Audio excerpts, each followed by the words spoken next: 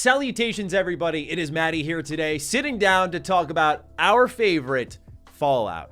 Certainly for a year where there wasn't a mainline Fallout game or a Fallout spin-off of any kind, we talked a lot about Fallout on this channel, and it's because it was consistently in the news cycle, whether it be big mods or Todd Howard talking about it, Obsidian talking about it, leaks regarding a New Vegas 2, the Fallout TV show with Amazon. There was a lot of Fallout in a year where we expected to primarily be talking about Starfield, and that's not something I anticipated. So now as I round everything up for this conversation, I feel like we're looking at an uncomfortable, uncertain future when it comes to Fallout. That's not necessarily grim. I just think it means that the next time we see Fallout, we're in for quite a bit of change. And today we're just going to discuss a lot that's transpired in 2022 and looking ahead, what does the Fallout franchise mean?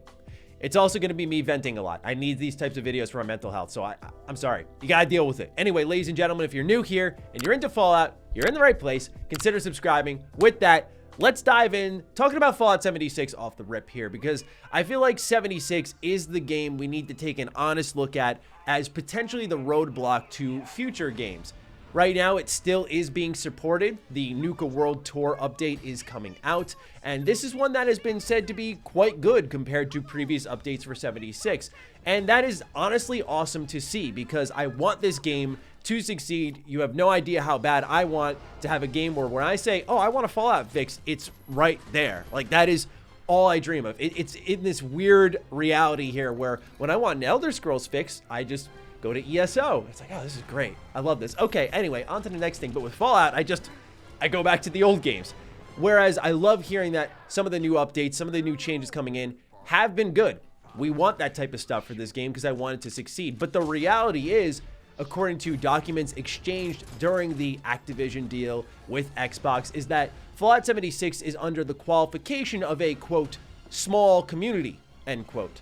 And I do think that's really important to point out because 76 is shrinking, not growing. And as it shrinks, it's only emboldening a loyal fan base that will remain by its side until its dying days, which I completely understand and respect as someone who loves Fallout.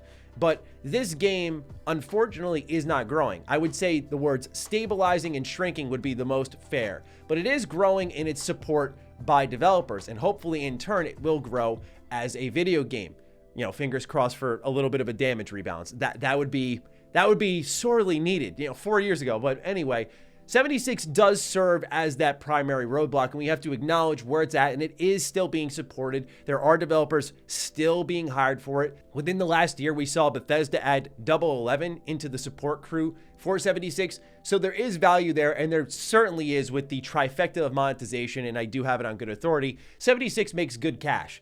And that's what a business cares about. So they'll keep 76 around so long as it's profitable, and probably until the next big Fallout thing is going to happen. Now, that next big Fallout thing is, funny enough, back on topic to that uncertain future, that uncomfortable future, is a TV show.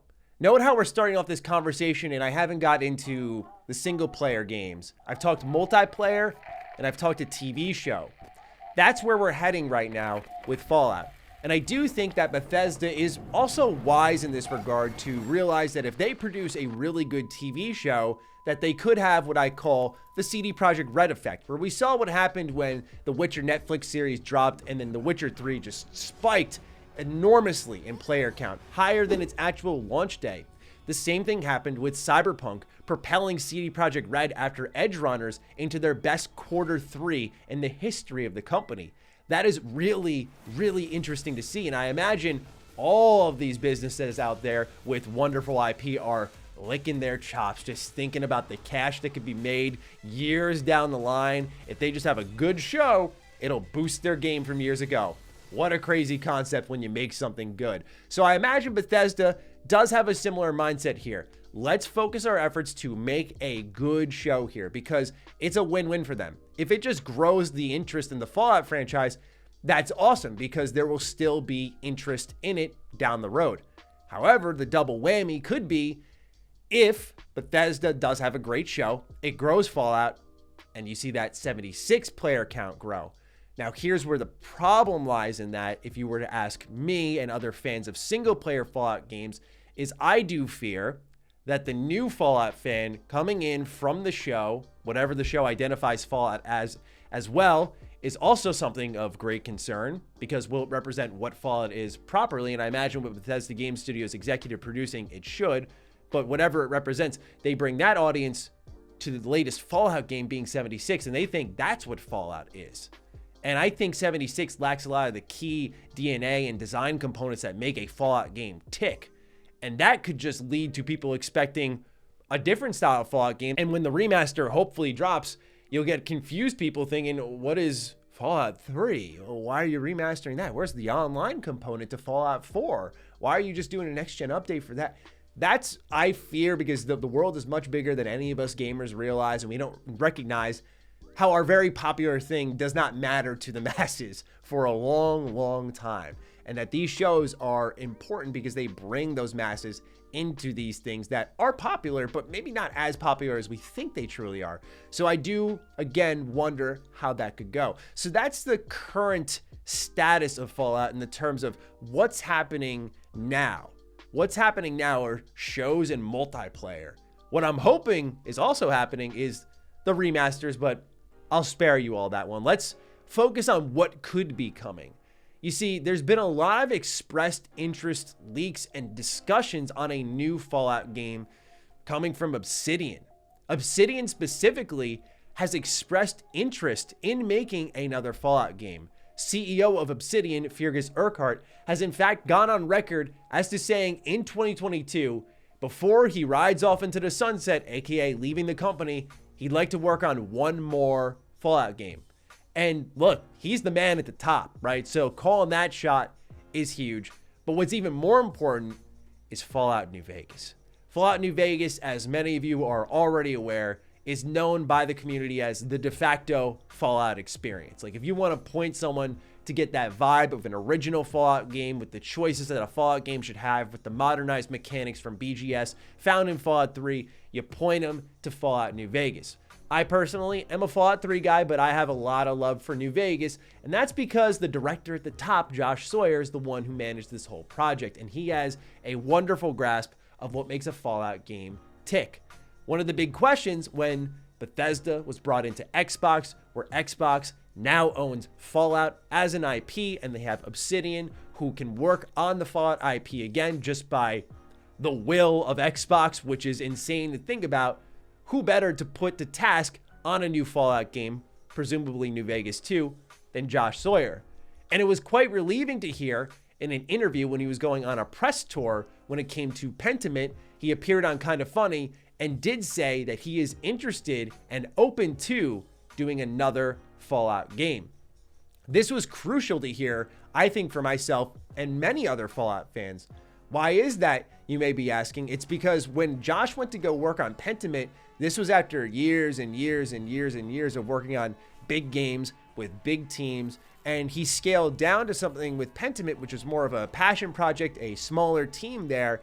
And because of that, you thought maybe that'd be the direction he'd want to go in ultimately. Like, Obsidian is going to allow them to break into these smaller teams. Why would he go back and work on the big budget projects?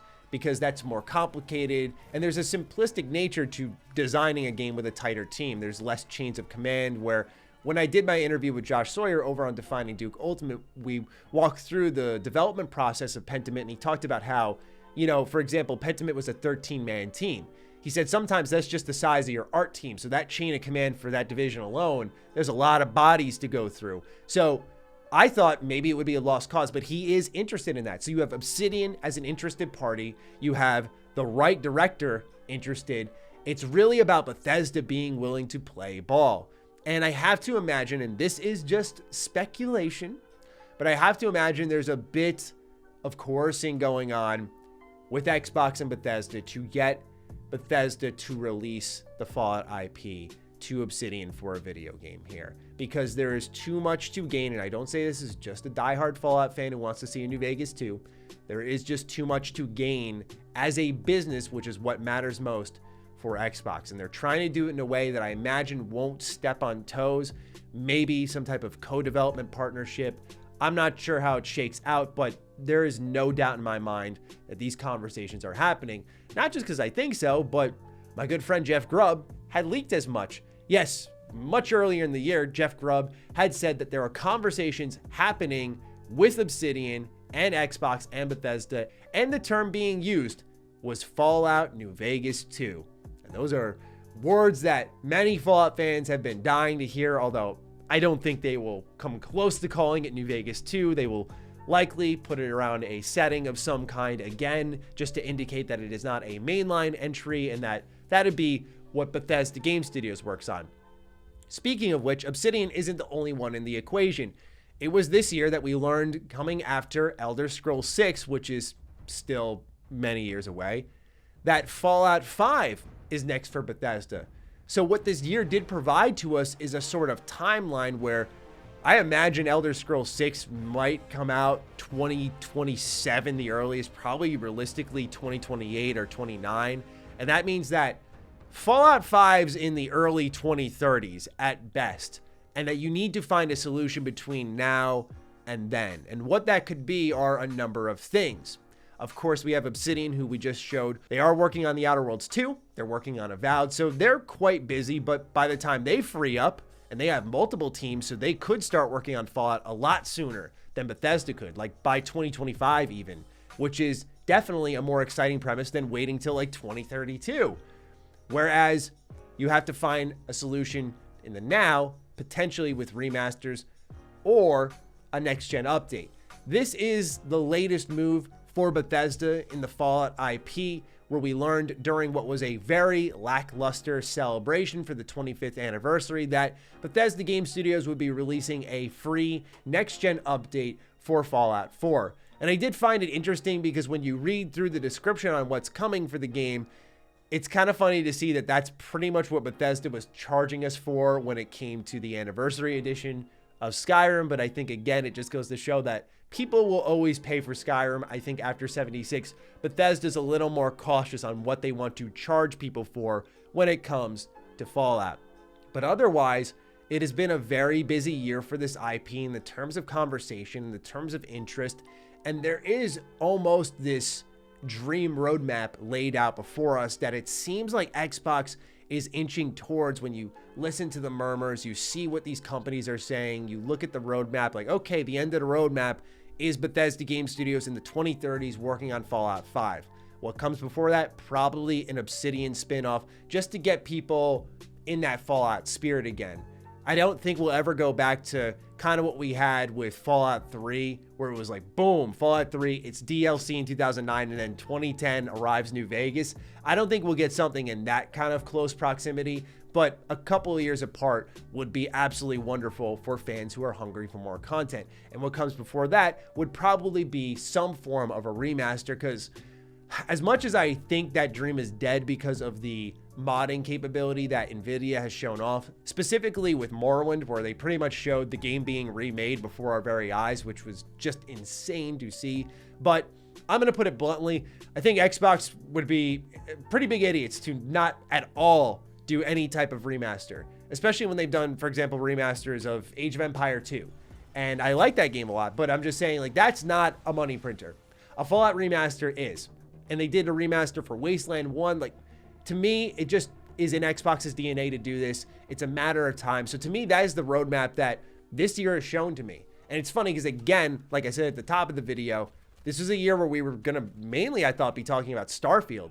And it kind of just balanced out. And in some weeks, it just tipped the scales. So it's been fascinating to track through that 25th anniversary where the developers are at, where this series is at as we're getting a new show and more multiplayer expansions. But all in all, this is the uncertain, uncomfortable future of Fallout. I do this whole recap, again, just to really paint a picture of, we have an idea of where it's going, but also there are different moving parts, like how does the show's success change things? What other spin-offs could be in the mix that aren't mainline Fallout games? What does Obsidian do if they get the opportunity to work on it starting in 2023? Like, they're like, hey, you can work on it now. Do they shift teams? There's a lot of question marks in the mix with this series, but it's not as dark as I think it once was, because things are happening. As much as I want to sit here and say that Fallout fans are really struggling, I mean, we're not struggling as hard as Elder Scrolls fans who have, next to ESO, zilch activity. So that is the uncertain and uncomfortable future of the Fallout franchise, and I leave it in your hands now to have your own discussion about it.